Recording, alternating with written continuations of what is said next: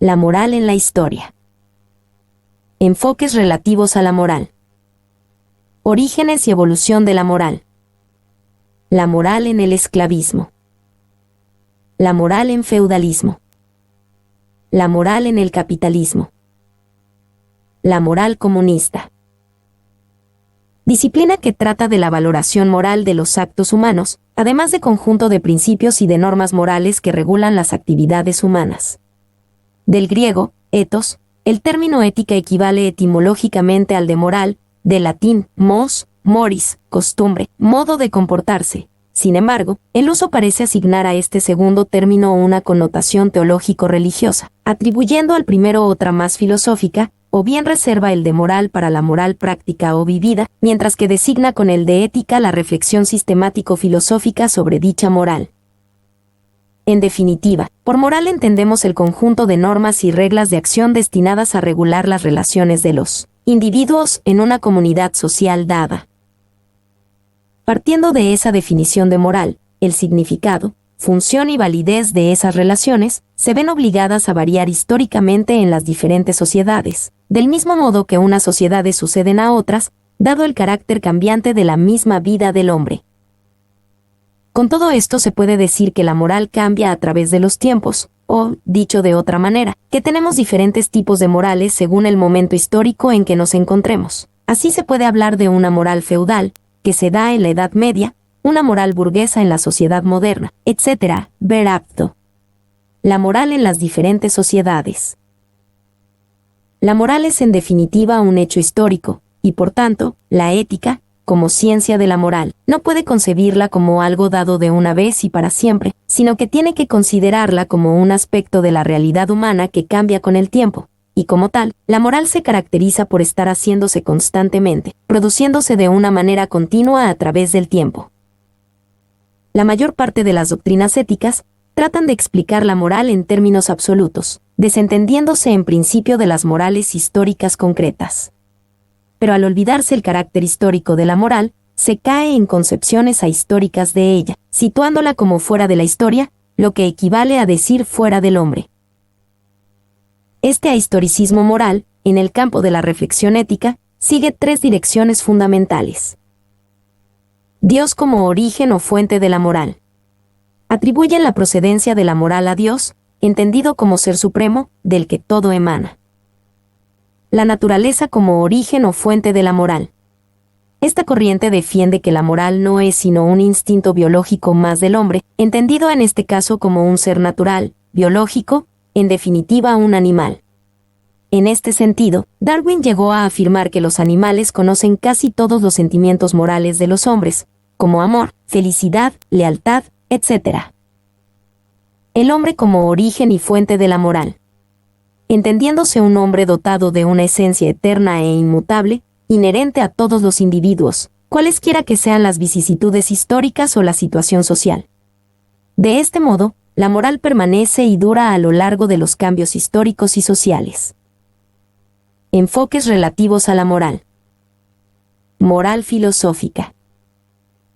Habitualmente, se define como la teoría filosófica sobre el comportamiento moral, esto es, la conducta humana libre y responsable.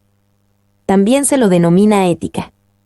El materialismo filosófico rectifica esta definición y considera que la distinción ética/moral no es paralela a la distinción teoría/praxis, sino que se establece en función de la consideración distributiva o atributiva de los sujetos humanos en su dimensión normativa. La moral filosófica la posee aquel que practica una conducta acorde a sus principios filosóficos, en cambio, no la posee el que habla de una forma y actúa de otra. Ejemplo, hay muchos que practican el haz lo que yo digo y no lo que yo hago. Moral y ética. Varios autores consideran como sinónimos a estos términos debido a que sus orígenes etimológicos son similares, aunque otros no consideran a la moral y la ética como lo mismo, como es el caso del filósofo español Gustavo Bueno. Algunas posturas conciben la ética como el conjunto de normas sugeridas por un filósofo o proveniente de una religión, en tanto que a moral se le designa el grado de acatamiento que los individuos dispensan a las normas imperantes en el grupo social. No todos acuerdan con dicha distinción, y por eso es que en un sentido práctico, ambos términos se usan indistintamente, y a menudo no se distingue entre los dos conceptos, haciéndolos equivalentes. El matiz que las delimita está en la observación o aplicación práctica de la norma que entraña el mandato ético. Por ello, la norma ética siempre será teórica, en tanto que la moral o costumbre será su aplicación práctica. Según este punto de vista, la moral se basa en los valores que dicta la conciencia, que a su vez está basado en costumbres aprendidas. Dicho punto de vista dice que la moral no es absoluta o universal, ya que su vigencia depende de las costumbres de una región, de aquí vendría el relativismo cultural. La crítica que hace Friedrich Nietzsche a la moral y la ética subraya que los códigos morales y las éticas que estudian o fundamentan estos códigos morales se presentan como desveladoras de profundas verdades sobre el ser humano. Es famoso su análisis de la moral cristiana en el que manifiesta cómo los valores cristianos, por ejemplo, la humildad o la compasión, se basan realmente en la hipocresía y en el resentimiento, según su teoría. Los valores morales son estratagemas de dominio de unos hombres para otros. Pero ninguna moral y ninguna ética reconocen esto, pues es esencial para ellas el ocultarlo. Para descubrir esas ocultaciones propone Nietzsche un método que él llama genealógico. Emprende una genealogía de la moral. Se trata de hacer análisis psicológicos y de uso del lenguaje a partir de textos éticos y morales y de observaciones de conductas morales. Para Nietzsche, en su obra La genealogía de la moral, nos dice que las morales y las éticas que hacen pasar por verdaderos y universales unos valores son morales de esclavos. Su propuesta entraña la total libertad creativa de cada hombre en el más estricto sentido, en un sentido parecido al que se aplica cuando se habla en el arte. Contemporáneo de la libertad de un artista. La moral de señores rechaza elaborar un elenco de valores exigibles a los demás. Cada hombre ha de realizar sus deseos y dejar que también se expresen los deseos de los demás, sin códigos verdaderos previos. Teología moral. Artículo principal: Ética cristiana. En el cristianismo hay un área de estudio teológico que considera la moral como la determinación de lo que dicta, lo malo y lo bueno. En esta área, el mal moral es entendido como el pecado, injusticia, maldad, aquello que se opone al bien moral, entendido como la voluntad de Dios, lo santo, la justicia, la bondad. Esta creencia, propia de la fe cristiana, considera los actos inmorales como ofensas hacia Dios, que conllevan la separación entre el hombre y Él, y que rompen el orden necesario para vivir. Los cristianos sí consideran a la moral como algo universal, ya que en la Biblia se describe que todos los hombres, incluso los gentiles, tienen una ley escrita en sus corazones y es una ley natural que fue dada por Dios, que es manifestada como una moralidad innata y que constituye la raíz espiritual de la conciencia humana. También se considera que la existencia de la inmoralidad, como un fenómeno, es resultado del libre albedrío del hombre, por el cual Dios dio al ser humano la capacidad de decidir o elegir libremente entre el bien y el mal, y asimismo, entre la bendición o maldición. Moral objetiva. Al conjunto de normas morales se le llama moralidad objetiva, porque estas normas existen como hechos sociales independientemente de que un sujeto quiera acatarlas o no. Los actos morales provienen del convencimiento de que el actuar de un individuo siempre se realiza por ciertos fines y que todo el que hace algo, lo debe hacer con un fin, a menos que no controle su razón, como ocurre en variadas situaciones. Sin embargo, las realidades sociológicas sugieren que las personas suelen actuar por inercia, costumbre, tradición irrazonada o la llamada mentalidad de masa. Opuesto a esta postura de autojustificación está la aceptación, por parte del individuo, de su responsabilidad. Usando los valores morales puede convertirse en el artífice de su propio destino o de un mejor destino. A lo largo de la historia, y de las diferentes culturas, han existido distintas visiones de la moral. Generalmente, la moral es aplicada a campos en los cuales las opciones realizadas por individuos expresan una intención relativa a otros individuos, incluso no miembros de la sociedad. Por lo tanto, existe una disputa académica sobre si la moral puede existir solamente en la presencia de una sociedad o también en un individuo hipotético sin relación con otros. La moralidad se mide también cuando la persona está sola, no siendo observada por nadie, por ejemplo, en situaciones donde se requiere tener mucha integridad. Orígenes y evolución de la moral. A. Moral de las sociedades primitivas. La moral surge cuando el hombre deja atrás su naturaleza puramente instintiva y forma parte de una colectividad. La moral requiere forzosamente que el hombre se halle en relación con los demás y una conciencia de esa relación, con el fin de poder conducirse de acuerdo con las normas o prescripciones que lo rigen. Pero esta relación hombre-hombre no puede desvincularse de la relación hombre-medio.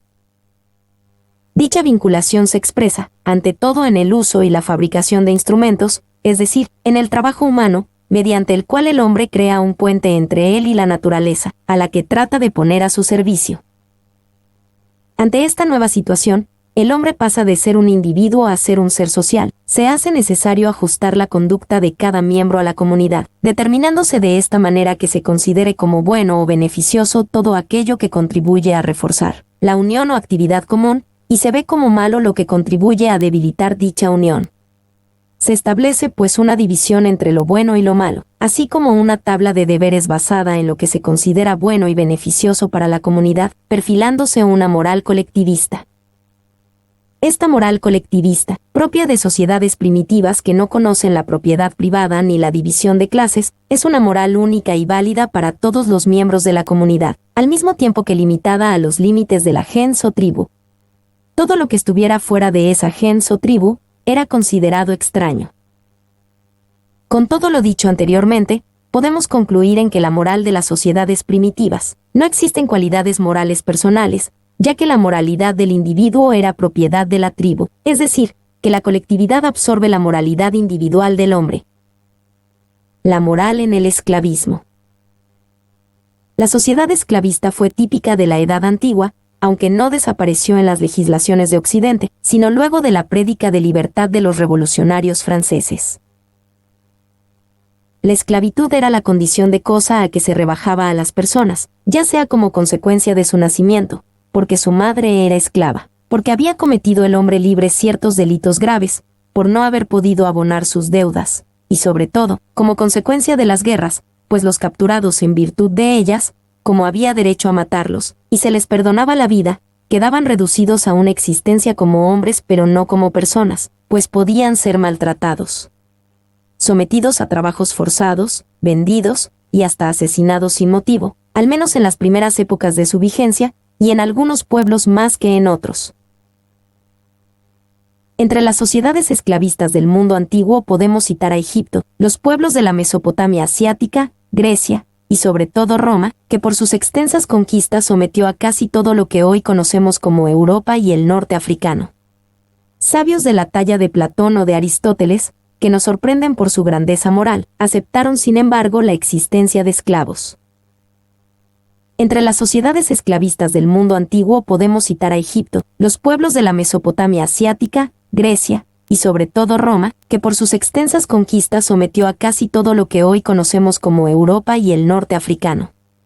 Sabios de la talla de Platón o de Aristóteles, que nos sorprenden por su grandeza moral, aceptaron sin embargo la existencia de esclavos. La moral en feudalismo. Características políticas. El sistema feudal, desde el punto de vista político, inicia su decadencia al comenzar las cruzadas. Los siervos cultivaban lo suficiente para mantenerse a sí mismos y para pagar los diezmos a la iglesia y la renta al señor.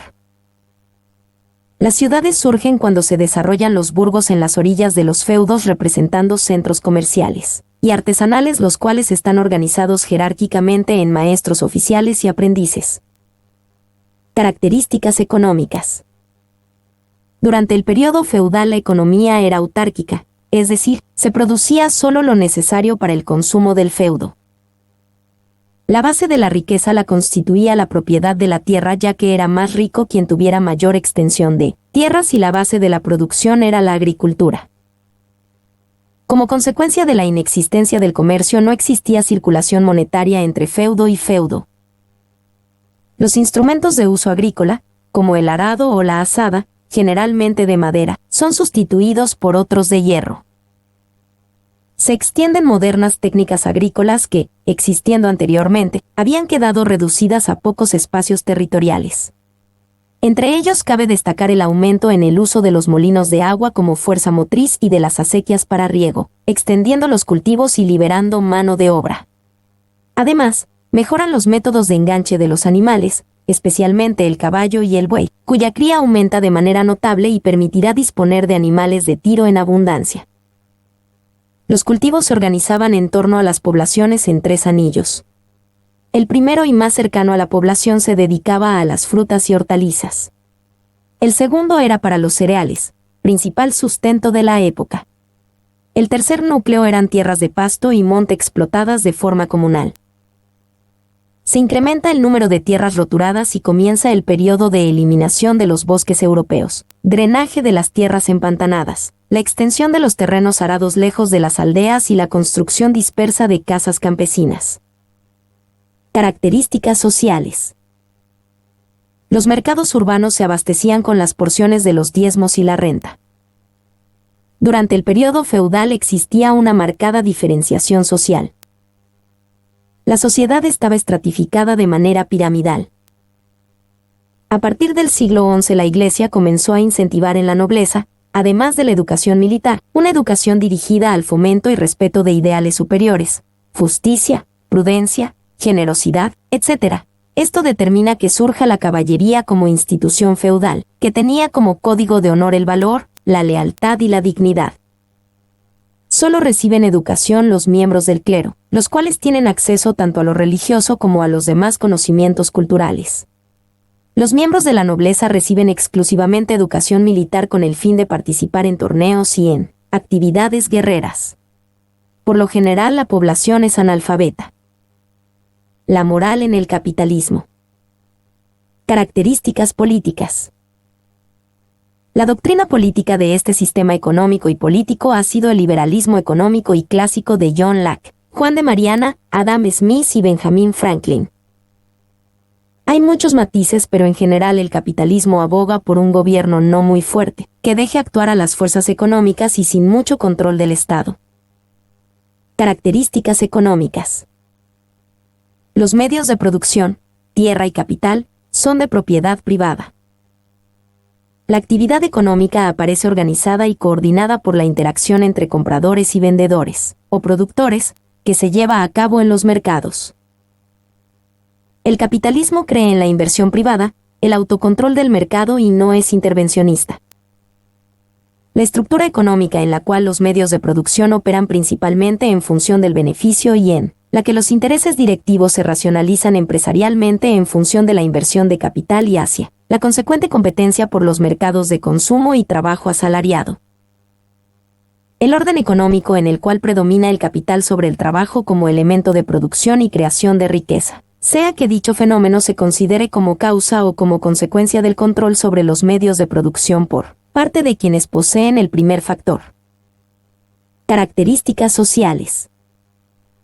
Tanto los propietarios de la tierra y el capital como los trabajadores son libres y buscan maximizar su bienestar, por lo que intentan sacar el mayor provecho posible de sus recursos y del trabajo que utilizan para la producción.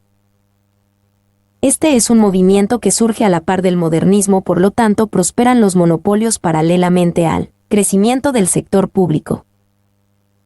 La clase social conformada por los creadores y / o propietarios que proveen de capital a la organización económica a cambio de un interés se la describe como capitalista, a diferencia de las funciones empresariales cuyo éxito se traduce en forma de ganancia y de las gerenciales, ejecutadas a cambio de un salario. La moral comunista. El comunismo es un modo de producción en el que las relaciones de explotación no existen. Las normas morales que rigen esta sociedad son totalmente diferentes a la moral burguesa. Para derrotar el capitalismo e instaurar el comunismo es imprescindible la existencia del Partido Comunista que guíe a las masas hasta lograr su emancipación definitiva. El Partido Comunista se guía por valores superiores, normas morales que están en permanente contradicción con el pensamiento y la práctica capitalista. En el Ecuador, el PMLE tiene como objetivo instaurar el socialismo y el comunismo. Para ello tiene normas que guían el quehacer revolucionario, valores sustentados en el marxismo-leninismo, determinados en la teoría revolucionaria. La lealtad al partido, la consecuencia con la revolución, la vida modesta, la honestidad y el respeto entre camaradas, para la organización y con las masas. El comportamiento sencillo que no es lo mismo que la simpleza. La democracia, la libertad, la soberanía. La firmeza en la lucha, la consecuencia en la defensa de sus principios en todo momento y en cualquier circunstancia. Concomitante con estos principios, el militante comunista tiene como norma de vida la solidaridad, entendida, esta, en los múltiples aspectos de la actividad y compartida con los camaradas, con el pueblo, con la familia.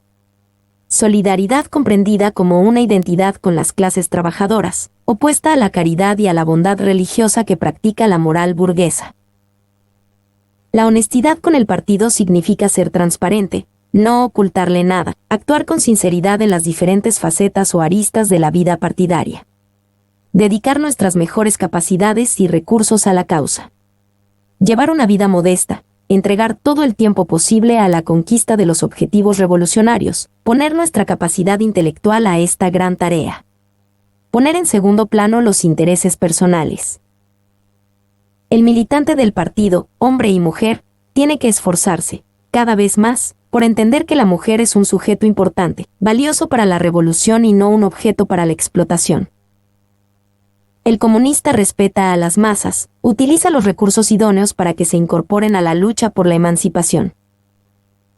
En toda actividad individual y colectiva tenemos que poner en primer plano estos valores para convertirnos en verdaderos referentes de lo que somos y queremos, de lo que es un revolucionario y la razón por la que luchamos. La libertad entendida desde el punto de vista de clase, libertad para los de abajo, libertad para el disfrute de nuestro trabajo, libertad para conducir los destinos de nuestro país. La democracia como expresión de la voluntad mayoritaria debe surgir del interés colectivo del organismo del partido, que esté al servicio de los intereses de la revolución, de los pueblos, de la nación. El patriotismo que promueve la defensa de los valores y de los símbolos cívicos que expresan la historia libertaria de los pueblos, que identifican la composición social y la lucha de las masas, su ideología e idiosincrasia. La moral comunista en directa relación con la conciencia. Toda ideología tiene su moral, consecuentemente toda moral tiene sus valores. La moral no está separada de la concepción de la vida, al contrario determina la conducta de los individuos, le da sustento y argumentos para el comportamiento de las clases. Es idealismo pensar que la moral está por sobre las clases. Toda actividad de los seres humanos se mueve por intereses. Son estos los que marcan el rumbo de la vida y de la historia. Los comunistas tenemos intereses propios, revolucionarios, emancipadores. Nuestra práctica está orientada a terminar con la burguesía, a liquidar la dependencia, a alcanzar la liberación de los pueblos, a lograr una sociedad sin clases. Este es el camino que los comunistas ecuatorianos estamos forjando. Estos son los objetivos que marcan nuestras vidas. La conciencia es la asimilación de la ideología proletaria. Cuando más afirmada está, más conciencia tenemos. Cuando adquirimos más conciencia entendemos y practicamos mejor los valores morales. Estos valores necesitan ser transmitidos a los miles de seres que se involucran en la lucha revolucionaria. Se constituye en la fuerza moral que atrae las conciencias, las mentes y los corazones de millones de trabajadores para que ejerzan su rol en la forja del camino revolucionario.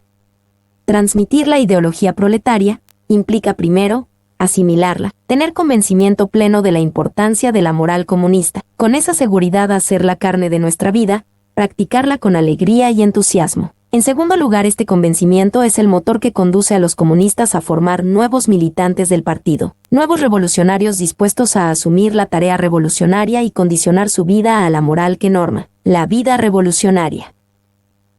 Mi nombre es Demim. Soy tu asistente personal. Mi sitio en internet es demim.es.tl.